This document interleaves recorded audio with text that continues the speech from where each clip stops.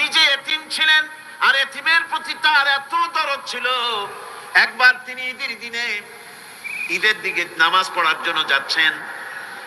প্রতিমধ্যে দেখেন একটা বাচ্চা ছেলে কাঁদতেছে। এই রাস্তায় কত মানুষ গেল, কেউ দাঁড়ালো না থমকে, বাচ্চার ক্রন্দন কাউকে থামাইতে পারলো না।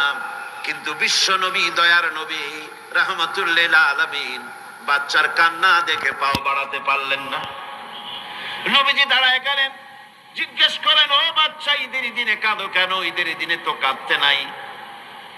বাচ্চা বলে, তোমার কাছে বলবো না, আমি সেই সকালবেলা থেকে বসে আছি, আমি যদি মক্কার আব্দুল্লাহর পুত্র মুহাম্মদ রাসূলুল্লাহ সাল্লাল্লাহু আলাইহি সাল্লামকে পাই, মনের দুঃখ তার কাছে বলবো।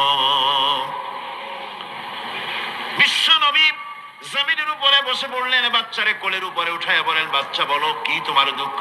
তুমি যার জন্য বসেছো আমি তো সেই এতিম নবী, কি বলতে চাও?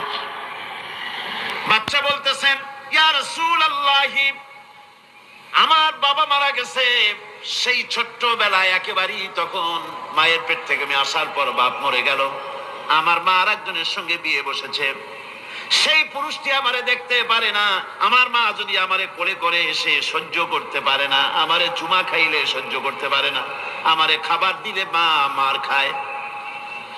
আজ ঈদের দিনে রাতে আমার মা আমাকে বলল, বাবারে তোমার কপাল খারাপ, তোমার বাবা মারা গেছে, তোমাকে সাহায্য করার কেউ নাই, আমি তোমার যত্ন করতে পারলাম না, কোলে নিয়ে সুমাও দিতে পারি না, আমার এমনই কপাল খারাপ।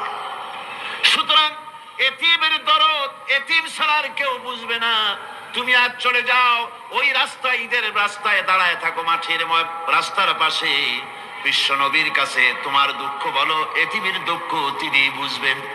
আমি মায়ের কথা মতো এই জায়গায় এতক্ষণ বসে আছি, হুজুর আপনি দয়া করে, আমার কথা তো আপনার কাছে বললাম, আমার মনের এই দুঃখ।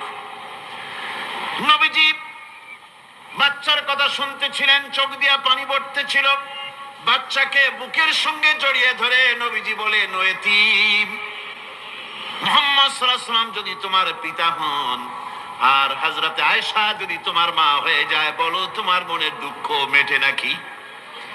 ছেলে ডুকরে কেঁদে উঠলো আর বলল, ইয়া রাসূলুল্লাহ, আপনি যদি আমার পিতা হন আর আয়েশা যদি আমার মা হয়ে যায়, এর থেকে বড় সৌভাগ্যের আমার তো আর কিছুই নাই।